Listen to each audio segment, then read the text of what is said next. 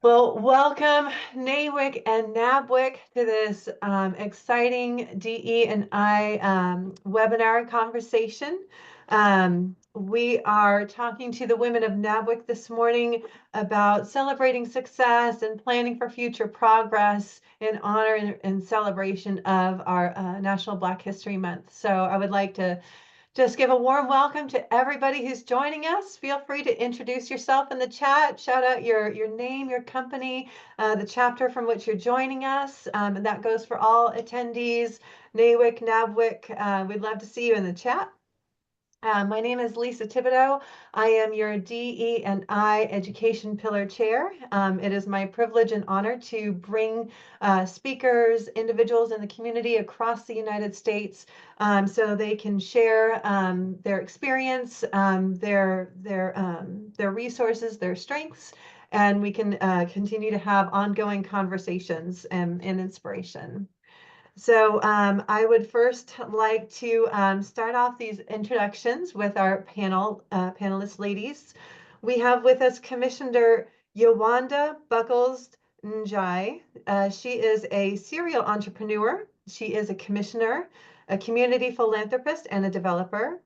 One of her 4 companies came about when her interest in climate change and solar inspired her to be a co-founder and partner of a minority woman company. Green Energy Innovations, GEE, is an LLC and EV charge stations and solar technologies corporation. Welcome, Commissioner Yewande. Thank you for joining us. We also have with us Ms. Josephine Josie Hood. She is a real estate mogul, a mom, a wife, a breast cancer survivor, and a philanthropist. Raised by a single mother on Chicago's South Side, she uses her early lessons and a degree in curriculum and instruction to revitalize neighborhoods. Josie leads HEJ Enterprises, Options by Design, and J. Emma Real Estate, focusing on green construction and multifamily homes in Woodlawn, Inglewood, and Roseland, while building a robust rental portfolio. She mentors individuals worldwide, helping them create millions in real estate, and co-launched an international brokerage in the Dominican Republic. Josie hosts the podcast Building Real Wealth with Real Estate and serves as principal broker for the NACA in multiple states. Through her mentorship program, Look Like Me, she empowers young Black girls to build generational wealth. Balancing work and home life, Josie relies on her family and her tough latchkey kid mantra to keep charging ahead as Chicago's mogul mom, changing lives one property at a time. We also have Ms. Kalina Shirley. She is the Regional Director for North Florida for BBIF Florida. In her role, Kalina is responsible for developing an ecosystem consisting of community partnerships, capital, resources, and financial technical assistance for the purpose of growing underserved businesses. Since opening the North Florida Regional Office in Jacksonville, Florida in 2019, BBIF has deployed over $6 million in capital to small businesses in the region. Kalina brings 19 years of community and economic development experience working with local governments, small businesses, and nonprofit organizations. Dedicated to community service, Ms. Shirley serves as a vice president and co-chair of the Legislative Committee for the National Association of Black Women in Construction and vice president for the Greater First Coast Chamber of Commerce, Innovation, and Technology. Her previous community appointments include serving on the City of Jacksonville's Environmental Protection Board, the board of directors for the Hannibal Square Community Land Trust in Winter Park, Florida. And finally, we have Ms. India Channel Minnis. She is a South Florida native who now resides in Louisville, Kentucky. She has designed a life of purpose after overcoming massive setbacks and is now a certified business specialist, providing expert advice to small and medium businesses seeking exponential growth in their respective industries. Her passion for educating and encouraging people through her daily actions goes beyond the immediate community through published writings and speaking engagements. Ms. Minnis is dedicated to helping individuals find the value in their vocation. Her time is invested in introducing people to diverse resources in hopes to improve the quality of life for those seeking lucrative opportunities. India is a board member for the National Association of Black Women in Construction, where she serves as the corresponding secretary. She's also the strategic advisor to many chief executives and has a passion for volunteerism.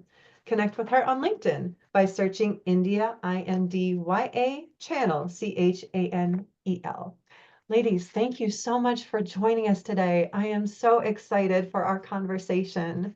I would love to open up our conversation today by asking you this first question. What are you most proud of in your career? India, would you like to start us off? Thank you, Lisa. And thank you to all the ladies of NAWIC for having us today. I am most proud of achieving this level of success through non-traditional occupations and non-traditional education. I started in the construction industry when my mom recommended me for a job at 17 years old. And from that time until now, I've just been getting licenses and certifications in order to now become an executive and even an executive coach in the construction industry.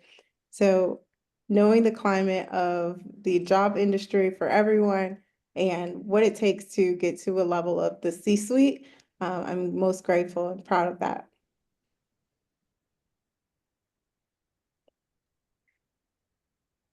Oh, Lisa, I think you're on mute. Thank you, ma'am.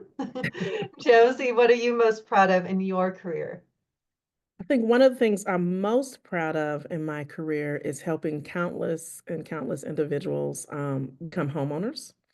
I've guided many into the world of real estate investing as landlords and operators, and just really brought them to the other side of the construction industry. To see so many families build generational wealth through real estate has been most of my rewarding parts of my journey because I realize that I'm changing lives for generations and generations to come. Thanks for asking. Thank you so very much. Kalina, what are you most proud of in your career? Like Josie, I'm most proud of being able to be a conduit to small business owners as well as real estate developers and helping them see their projects come into fruition or seeing them be able to get to the next level in their business endeavors. And then being able to see the impact that they're able to do in community from having had access to resources, whether it be financing or technical assistance around development or assistance getting through a government process. But the end product of that is something that the community is able to engage in and share as a whole. So being able to see those projects come to light or seeing those businesses thrive is most definitely what I'm most proud of. That's fantastic. Thank you so much. Commissioner Yawanda, you've had a very wonderful long career and are still going strong. What are you most proud of in your career? Wow.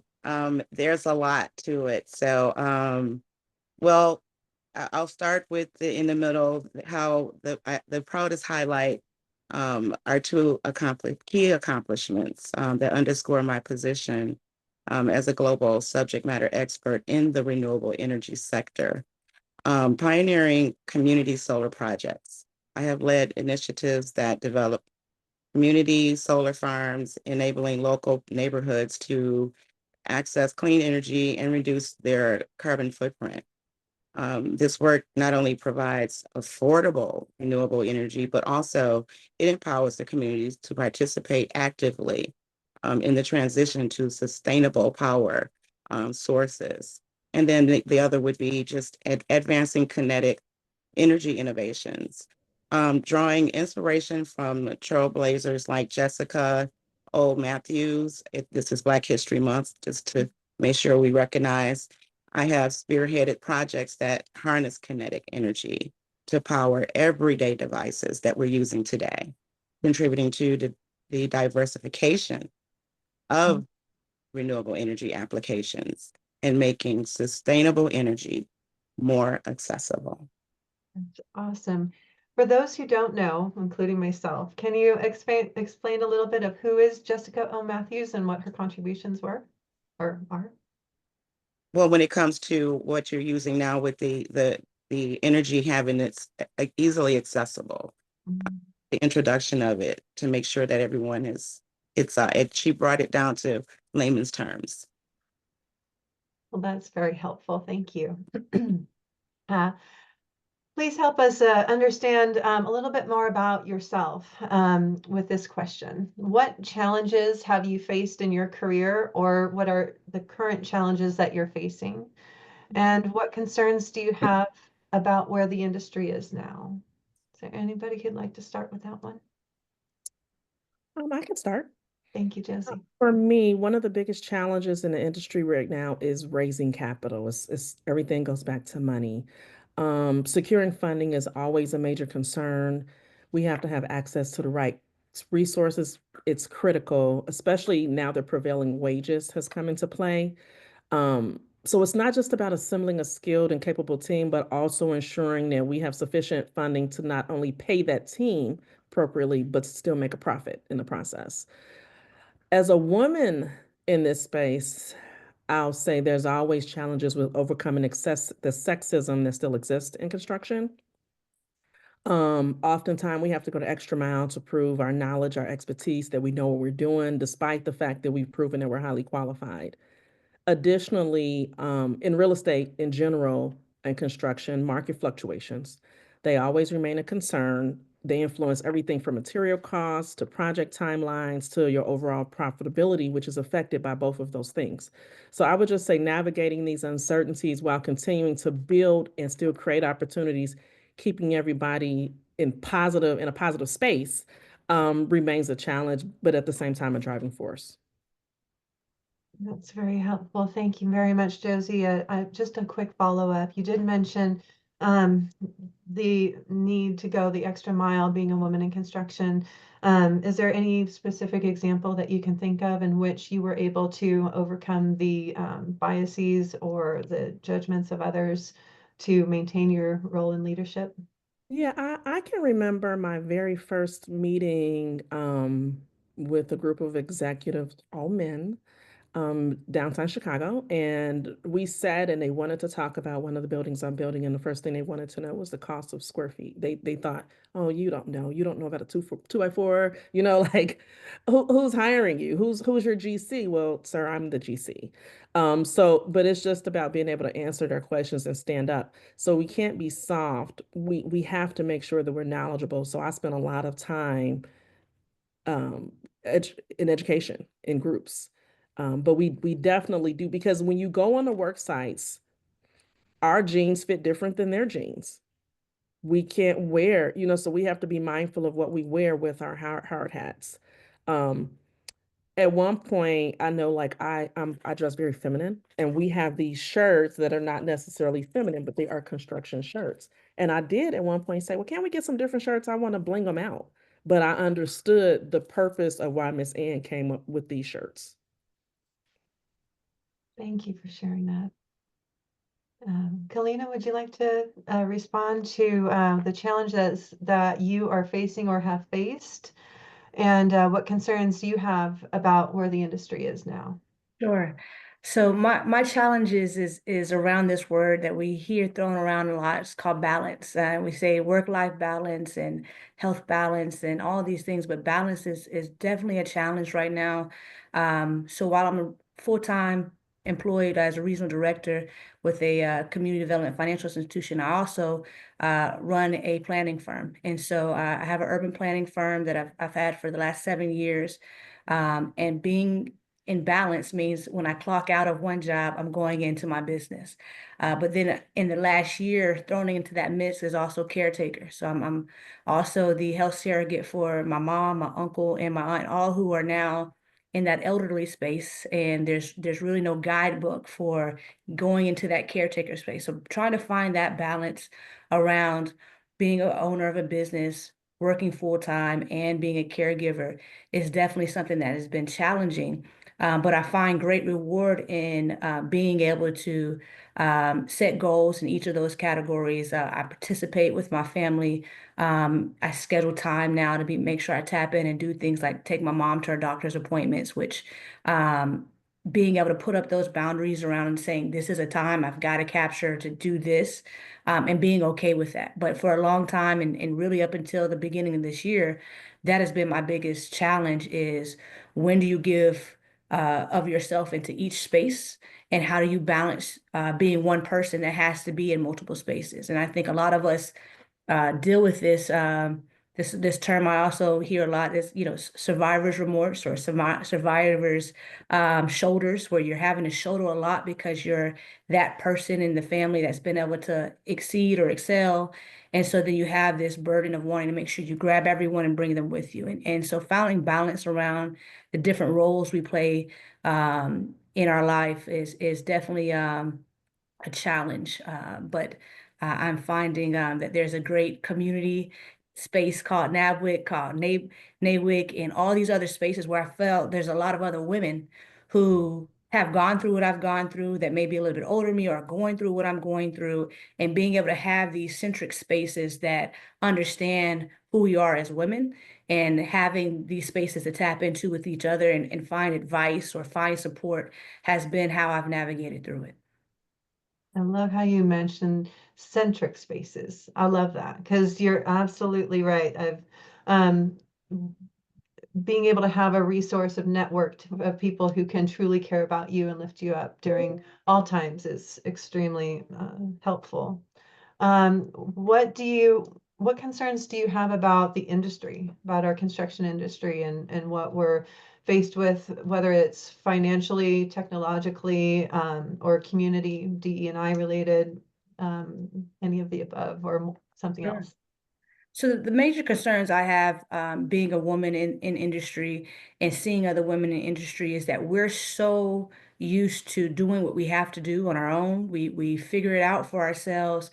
But what I'm seeing right now is a great need for us to understand partnership, understand how to do joint venture partnerships, or partner with others, or be subcontractors. And because we've been so, in so many ways, so directional on our business growth, we may not have taken the time to develop true partnerships. And I think that is going to be something that, for us to survive this space, we really are going to have to figure out how to come together as business owners, as women, and support one another, and be more about intentional partnerships while protecting our businesses along the way. And so I feel like that is a major hurdle that I'm seeing a lot of women in this space having not been in partnerships, maybe not having the right contracts, or maybe not knowing how to negotiate in those spaces, and be able to identify the right type of partnership, because all partnerships are not going to be the best fit for your business. And so coming out of this space where it's going to be integral that we do that is a major concern that I see, where we really are needing to up our knowledge in this partnership space. Thank you very much for that reflection.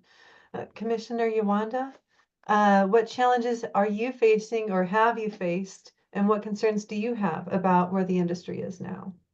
Oh, thank you for that. As far as barriers and challenges, there's a such phrase called systemic obstacles, which doesn't include access to funding and contracts and leadership roles. Uh, our companies target that as the solution providers for that, with navigating through these workplace biases and breaking through these male-dominated role fields. The importance of representation and mentorship for the next generation to come is what we represent. So when I mentioned that, and becoming a part of NABWIC, and also having a role in local government, I feel that it's very important, that it's a phrase that goes around that says, if you're not in politics, you're not in business. If you're not in business, you're not in politics. So the importance of policy advocacy and community partnerships is very important. It gives a lot of exposure. It can support and advocate for Black women in renewable energy and skilled trades. Skilled trades is a very, very important sector when it comes to green building technologies. So we're recognized in that, and I have to say, it's not a barrier anymore for me and my companies, because we worked so hard at it for over 25 years, making sure that we trailblaze through these challenges for not only ourselves and our families, but for the legacies that we're leaving, as in these roles of as business owners. I have to mention that when it comes to funding, that is, someone mentioned, that is an issue. Um, and what I find is that when we collaborate and do partnerships and subcontracting, I'm a very good strategist when it comes to um, looking at everything and then putting it together, and then everyone is in a certain lane, and how we can work together, and then we accomplish the goal of getting more rather than just one trying to do it alone. You could have an entire hour discussion on just that, putting people in their lanes and getting that involvement. But thank you very much for highlighting those aspects of being involved civically and being able to just strengthen communities, strengthen businesses. That's a perspective as commissioner that is very unique to not only your role, but very helpful to the rest of us who don't have a place in politics, to understand why it's a good idea to pursue just how to get involved. Thank you. India, what challenges are you facing or have you faced, and what concerns do you have about where the industry is now? Right now, we are facing a climate change, not only in our environment, but also in our atmospheres, the environments that we work in, live in, play in. We are experiencing a grave climate change. If you look at, I'll just point the dates out, if you go from Martin Luther King Day to President's Day, I think everybody just needed a self-care day, and it's reflective. It's reflective in every aspect of business, from the top to the bottom. People have a new uncertainty in the finance industry, because it's what I do every day. I see how lenders are a little more conservative. They understand that there are great projects out there and they would love to support them, but they're just unsure of whether or not they can support them, not because of the underwriting or the financial solvency of the applicant or the borrower, but because of the purpose or the in use of the project. And I believe that it is becoming a heart issue. There are, in this industry in construction, we are now becoming heart sick, and people are having to decipher, am I going to leave with my head or am I going to leave with my heart on this one? Because you want to see something come together. These are people who are living out their wildest dreams and hoping that they can see it, within their lifetime. And the challenge for me is to still be supportive and optimistic, and tell them the best news that they can receive, yet still be the bearer of the bad news if it does come to that decision. So realistically, when we were on the brink of, I'll just tell you one example, we were on the brink of closing a $400 million development deal. And, it was great. Everybody liked the project at the end of 2024, and it was great. But going into 2025, especially after the inauguration, things changed. Lenders had different aspects or reflective priorities, I should say, reflective priorities for where they wanted to deploy capital. And we're learning what that looks like now. We're learning what the bad words are. We're learning how to describe the benefit of a project again in a different way. So those are challenges, because as a business owner, I have to go through my entire pipeline, and reposition the pipeline in the marketing aspect that is going to help our clients succeed. That's very insightful. With that $4 million development deal, was it able to go through and be funded? And even with the inauguration and the change in priorities? It has not. It has not been funded.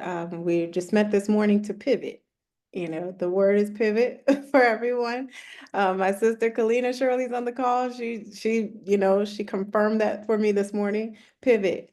And what does it take to do so? So yeah, we have some innovative approaches now to source capital from 3 different directions. But nevertheless, it took some brainstorming. It took a lot of prayer. It took some quiet time to even be able to get to the point where say, okay, our 100% loan to cost option is not on the table anymore. What do we do now? How do we create a capital stack so that 1,000 people can have somewhere to live, whether it's workforce housing or affordable housing? How do we make this happen for the communities that we serve?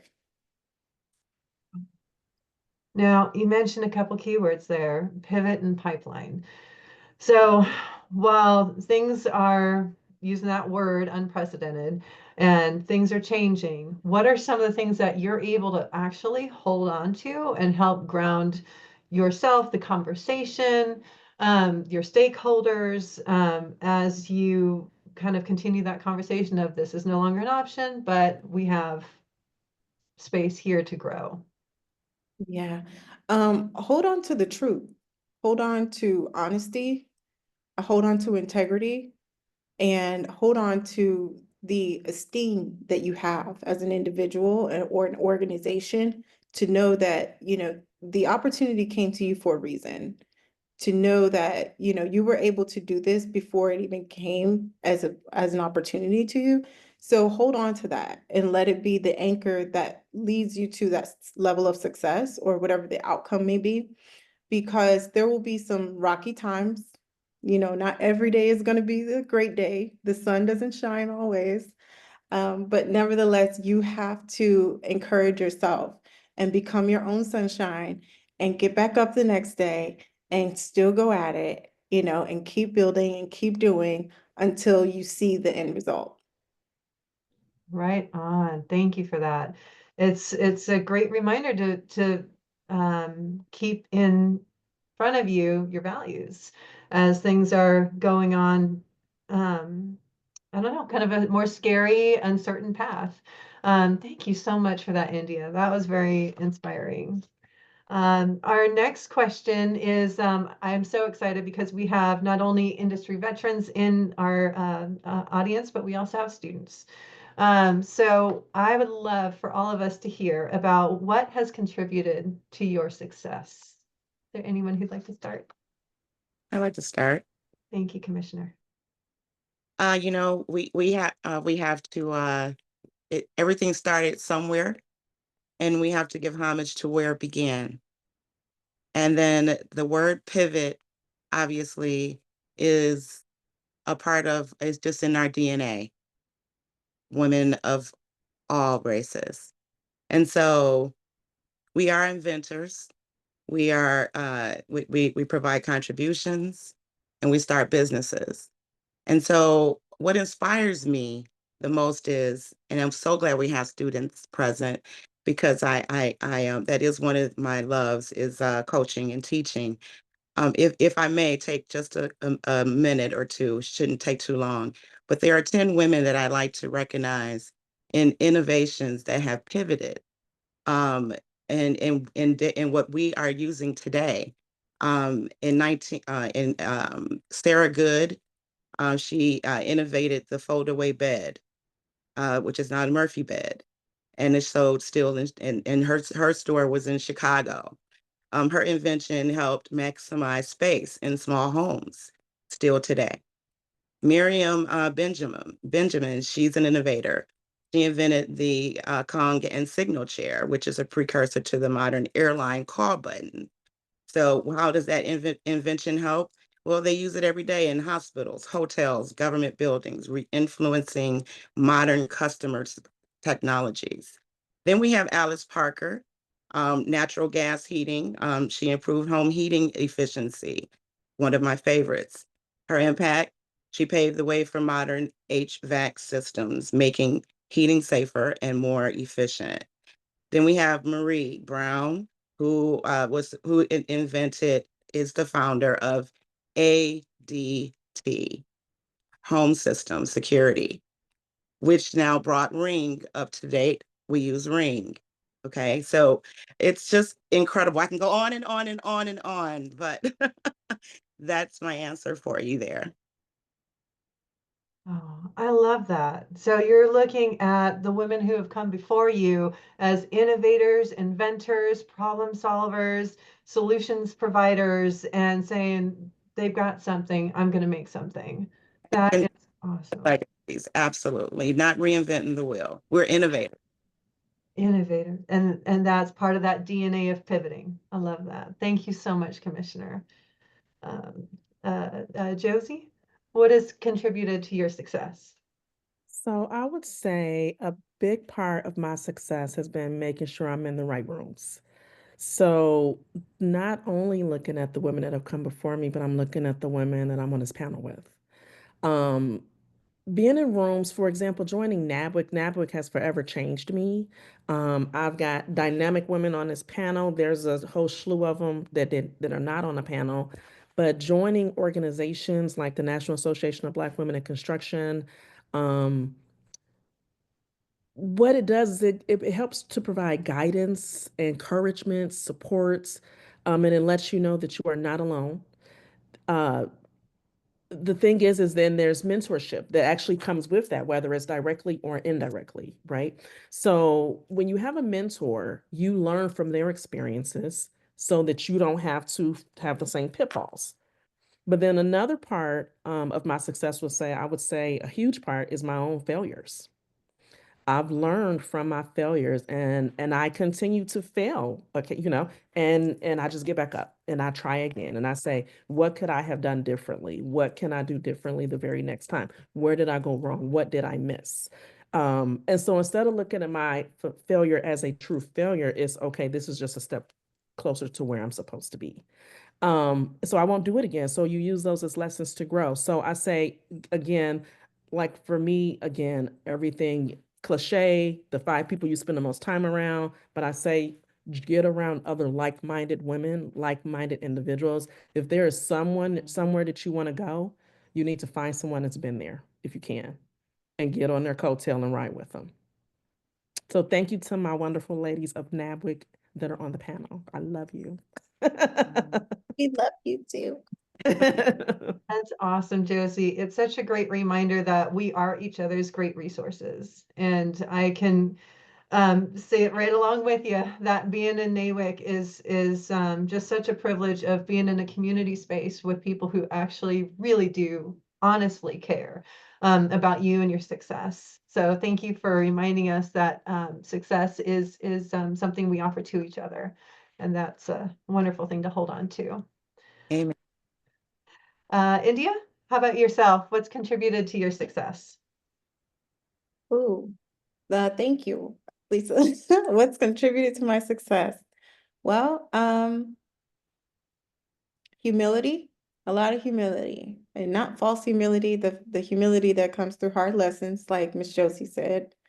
I'll be honest with you, the humility that brings you to the knees and pray to God, because of just realizing that, okay, I know nothing. I don't know what I'm doing. I know nothing. I don't know what's next. I can't see myself through this, and just being able to say, okay, I come to the end of myself, right? So that humility has really helped me to become who I am today. Still working on it, okay? So don't think I'm the most humble person in the whole wide world. I I put on makeup today, okay? So, but I also have great family. My mom, like I said, my mom is the one who introduced me to the workforce. She made sure that when I graduated high school at 16, I was not in her house. I was doing something productive with my life. So I was in college and a full-time employee at 17 years old, just the harder things in life, not having an easy road, but learning through consistency and persistency. And then about 10 years ago, I met this lady named Ann McNeil. And just when I thought my mom was hard, my second mama came around. It was like, yeah, we're going to level up again and again and again. And every year, I'm challenged to become a better version of myself. I'm challenged to, sit amongst my peers and know that you better have something good to bring to this table. And your table better have 4 strong legs, not short ones, but tall ones, because, we got to sit at a very high table. So that's my answer. Thank you for the question, Lisa.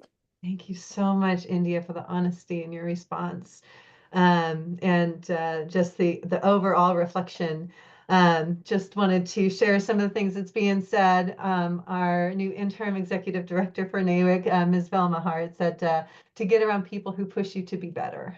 And hello, NABWIC. Like, that's just a great reflection. Thank you. And you've got some fans in the chat, Ms. India. So thank you so much for your honest reflection. Ms. Kalina, Yes. what has contributed to your success? I would say that a word that is taboo right now is probably going to be the most beneficial word that you can latch onto if you latch onto it, and that word is diversification. Being able to diversify yourself, to be able to understand where synergies lie in industries that may not be the industry you're in, but are congruent to your industry, and learning how to fit in those spaces, being okay, being the only you in the room, and benefiting from what you hear in the room or the connections you can make in those rooms. And then on a business side, diversification is critical, just like owning stocks and not being overly invested into one industry. In your business, diversification is necessary to make sure that you have a diversification of revenue flows, diversification of types of projects, diversification in services that you're offering. Those are the things that are going to get us through this hard time. When one space is not as viable as the other, you're able to make that pivot because you've diversified to have a pivot to pivot into. And so we have to make sure that we don't allow whatever this culture is right now, that we're going to call it as an unknown, because it is very much so unknown to our generation and what we're dealing with, that we don't buy into it, that we understand that diversity of people, diversity of organizations, diversity of projects, diversity of businesses is why we are thriving as a country. And it's why we're going to get through this time. It's because we're going to continue to diversify. We're going to continue to lean on one another. We're going to find amazing partnerships across aisles that maybe didn't connect before now, but now we have an opportunity to engage intentionally and find where those connections lie. And so I love that this is a joint conversation between two organizations that have a similar core, with us being women, but are coming from two very different spaces in some regards. But there's a synergy in us that we find, that we tap into, and us being willing to tap into that diversification of thought, of business leaders, of organizations, is why we're going to thrive. Right. That was awesome. Thank you so much, Kalina. Being able to focus on diversification, being the only you in the room, and being able to use that as your power from which to speak and stand. And as India was saying, building that table up and not sitting in the squat chair, being able to have all of those factors that contribute to your greatness and the greatness of the company that you're invested into. Thank you. That was so inspiring. I really appreciate that. Everybody was able to answer that question, right? Going on to the next one. What resources, and I'm looking forward to your answers. What resources would you encourage people to pursue to shore up businesses or enhance their skill sets? Is there anyone who'd like to take this first? I'll I be can start. happy. Oh, go right. Yes, Josie, You sure? please, Josie. Okay. All right. So one thing about me is I hammer mentorship. I am going to hammer mentorship. I always recommend having a mentor. The benefits of having a mentor are priceless. They provide invaluable guidance, insight, support. They're going to hold you accountable. They're going to help you to navigate all those challenges and those common pitfalls. A lot of times, and I have to say this, especially because there's students on, people don't want to pay their mentors. Stop considering what it's going to cost you. I need you to be more concerned on what it's going to cost you if you don't do it. With everything comes a cost. It just depends on you want to learn a hard way or you want to learn an easier way. Not easy, easier. When you have a mentor, they can introduce you to opportunities that you probably or may not have found on your own. They can expand your network and they have firsthand experience that they're going to pull you in on. So you may know a good way to do something, but they just may know a better way. But mentorship alone is not enough. Let me say that. You also have to be extremely proactive in your own growth. One of the best ways to do that is networking. And sometimes, I've got a bubbly personality. All of us on this panel, we have bubbly personalities, and you may not so much, and that's okay. You just need to walk in the room and you need to find one of us. People who love what they do love to talk about what they do, and they love to pull others into what they do. So if you find one of us, directly or indirectly, we're going to help you in those networking events. We're going to introduce you to people. We're going to take you, we know how to start the conversation with the industry leaders.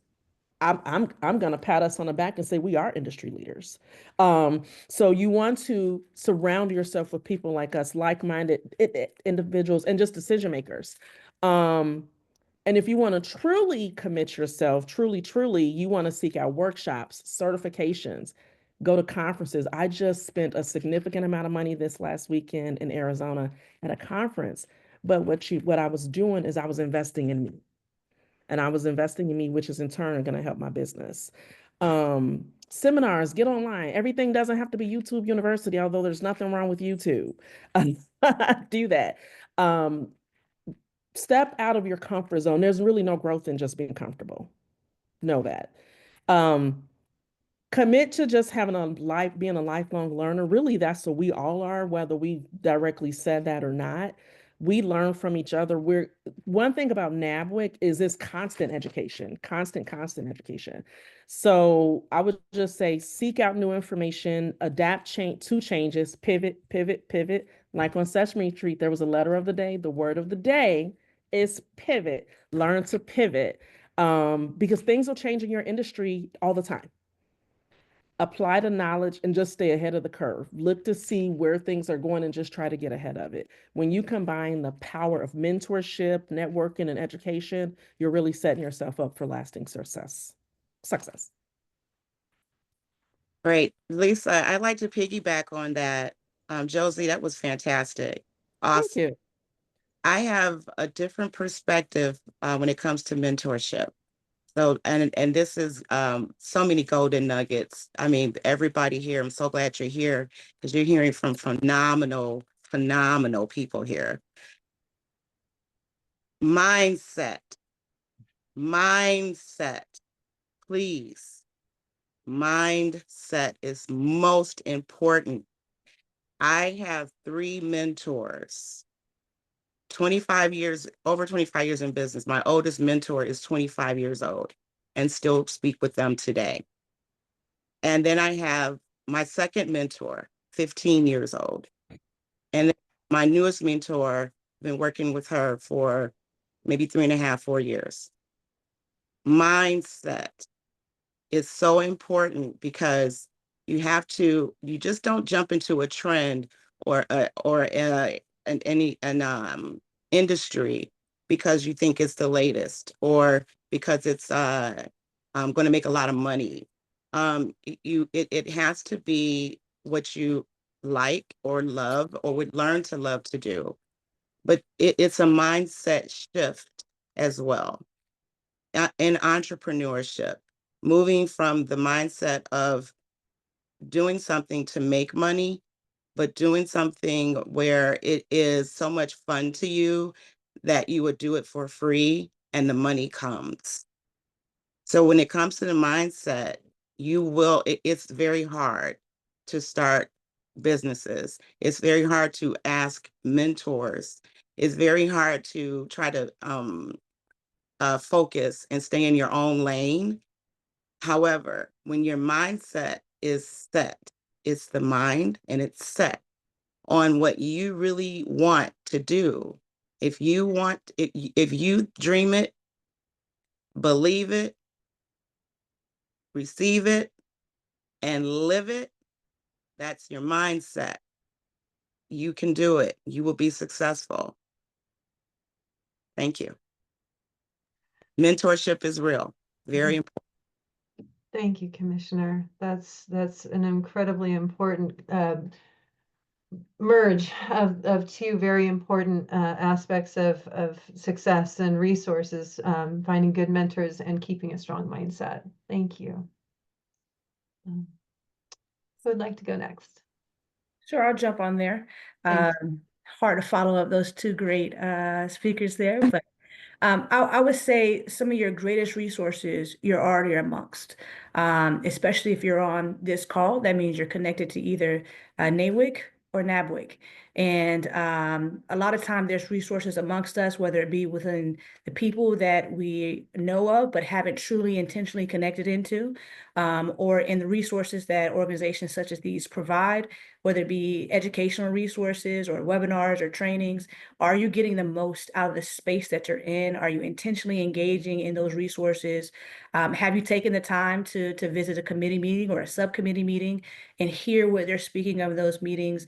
A lot of times there's resources there that are being presented or talked about that you may not know of because you're not in that committee space. And so how do we make sure that we're taking the most of what we're engaging in the organizations that we're a part of?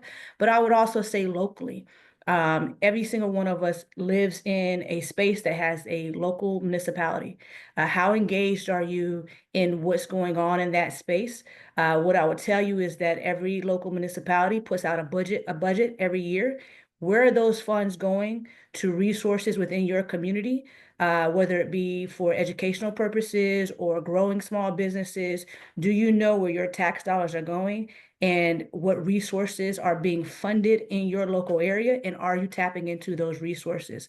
Because I would tell you there's an abundance of funds that are going into economic development, that are going into small businesses, that's going into government contracting, that are right there in your back door. And a lot of us just have not taken the time to engage in our local spaces, looking for maybe the bigger windfall of a state contract or a federal contract, and we've not taken the chance to find out what's going on locally and what resources we can tap into locally. Although there's a lot of major changes going on, SBDC, which is Small Business Development Centers, SBA offices are still an abundance of resources. We still have the resource of MBDA, that is a federal resource. So there's still a lot of funded and that will continue to be funded because these programs just don't stop. That's not how appropriations work. They've been funded. And so you're going to still have the opportunity to connect into these resources. Connect as long as you're seeing them, as long as you're hearing them, jump on their webinars, get engaged and find out what may be in person. But there's still an abundance of opportunities and resources that are here, right here in our backyard, in our communities. And then I would say share. Make sure that as you're finding a resource, share that with someone else that may be in the room with you or in a community organization such as these, and share that, because there's so much that we are engaging in right now that if it doesn't impact you, maybe it impacts someone else. And by you extending that olive branch to them, they'll do it back, And so we all as a community are our biggest resource. We've got to tap in intentionally with one another. Perfect. Perfectly said. Thank you so much. And Nicole echoed what you were saying, please connect with Ms. Burton from the MBDA headquarters. She is here to serve. Thank you for that, India. Appreciate that. India, what resources would you encourage people to pursue to shore up their businesses and enhance their skill sets? Yeah, for sure. So everything all of my fellows panelists have said, I agree and concur 100%. Also dig deep, everybody. Dig real deep. You know, sometimes we're shallow in understanding where we are, what access we have, but ask another question and another question. Dig real deep. I also encourage you to listen twice as much as you talk. Many times the answer that you have been asking the question to, knowingly or unknowingly, you subconsciously get the answer by listening to others. And I hope that's happening for you today through this panel. And then last but not least, educate to execute. I coach my clients all the time that you need 4 legs in order to build a table. And those legs are products, services, a subscription, and passive income. Whatever those things look like to you, however many layers of products, layers of services, layers of passive income, you can write a book, you can buy real estate, you know, whatever, you could become, no, but anyway, you can do many things to make money and to be entrepreneurial or enterprising, whether you are working at a job today, you know, that is a smart thing to do. A job is a great resource. It's stable income. Many times it comes along with benefits and it helps you pay taxes on time. So responsibility, nevertheless, but thank you so much for the question, Lisa.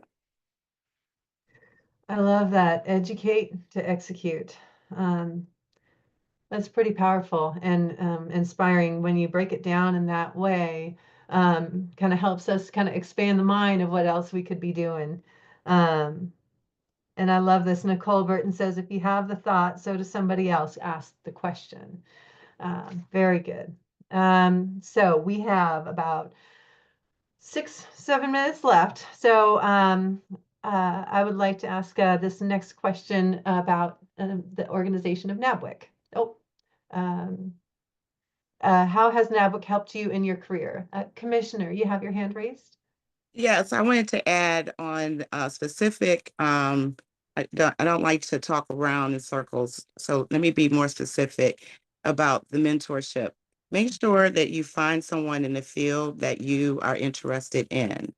Go in, and they are more than happy to specifically share with you that in that field, how to start, what are some of the pitfalls to avoid, and the hard work that must be put in to do it. But also, they'll hold you accountable in that, and then you can make a decision in if that is the actual field or business you want to get into by having someone to speak to that's in that specific industry or field that you are looking to get involved in. I have to give an example of one young lady, one of my clients. She's a personal stylist, clothing stylist, and she just knew everything, knew it all. But then she got to a point where she was like, okay, I hit a barrier. I said, well, let me help you. This is what I do for a living. Reach out to Kim Kardashian. She said, what? I was like, reach out to Kim Kardashian. She's like, well, I don't know her number. And I said, you don't have to. She's all over internet. Mirror the success. Go through research, how she started, how she progressed, and where she is today. That's a virtual mentor. Free. Awesome. That's a great example. Okay. You know, we do have a specific question for you, Commissioner. And I think it would be wise for me to pause and ask this now before we move on with the NABWIC question. With the changing landscape for climate initiatives, what do you anticipate for the future of solar renewable energy projects and development? Wow. Great question. It's not going anywhere. It's been here since the start of time. Solar's here to stay. What is happening is it's just been it's been monetized for the last 100 years or so, you can say. And the last 50 years, it's been made into I'll say a marketing advancement way of having people pay for a God-given energy. So now we've come to a point where it is now a need for climate change to stop using so much of the earth that we're living on, the carbon footprint, to now going back to the beginning of time using solar. Don't fret, don't worry. What's happening is they're just pivoting on how to harness the financial way to continue or to advance in making money on our God-given gift, solar. No worries. Everything is going to work out just fine. Thank you so much for that answer and that confidence. I appreciate that very much. Returning to the question, how has NABWIC helped you and your career? Okay, great question. I'll say it this way. I actually was prepared for that. And I wanted to not miss a beat on how I wanted to speak and give homage to NABWIC for what we bring to the table, to those four legs: sisterhood, leadership, knowledge, support. But with that support is collaborating, partnering, and just sharing, learning. Once you do that, I've been involved with NABWIC since maybe 2016 with my sister. And it's just been an awesome growth in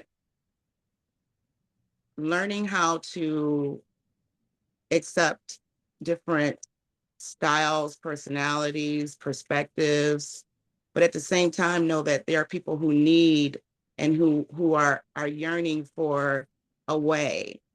And when it's such a great feeling to be a part of a sisterhood, a network such as this, where there is an opportunity to work with each other. I've subcontracted with at least 5 different women in NABWIC in all the businesses that we have. So it's I can't say anything more than it's just incredible. It's important and it's necessary to continue as a Black woman in this industry, breaking barriers, leading transformative change in these different landscapes of businesses that we have. But in my case, renewable energy. Together, we can contribute and drive innovation, promote sustainability, and create a more equitable energy future together. Thank you so much, Commissioner. That was so strong. Much appreciated. Anyone else who'd like to speak on what has NABWIC helped you, or how has NABWIC helped you in your career? Sure, I'll jump in real quick here because I've got a hard stop at 2, but I'll say that real quickly, NABWIC has helped me to level up as an individual and being a leader and having a space where I could take on a leadership role. It's helped me level up as a businesswoman and understanding how to be in different spaces and find those opportunities. But it's also helped me level up as an advocate and a person in my community that really has found a vocal space to fight for others and to speak up for others. And so NABWIC has led me to being able to be a better me than I ever envisioned being able to be. And it's because I'm constantly around thriving, amazing women that make me always want to level up to their persona, level up to the essence of who they are, and level up to be a viable business partner in those rooms. So that's how NABWIC has supported me. That's such a beautiful statement, Kalina. Thank you so much. And we are at the top of the hour, so I would very much love to show our panelists appreciation. Thank you so much, India, Josie, Kalina, and Commissioner Yawanda for joining us today and for sharing your wisdom, for giving us a lot to hold on to and go back to the office, go back to our homes, all the hats that we wear. Thank you so much. I'm getting chills. It's been nothing but a pleasure to hear your voice and your inspiration. And thank you, NAWIC. Thank you for this opportunity. Thank you, NAWIC. Thank you so much. I look Yes. forward to doing it again. For the voice. Take Thank you. care. Thank you.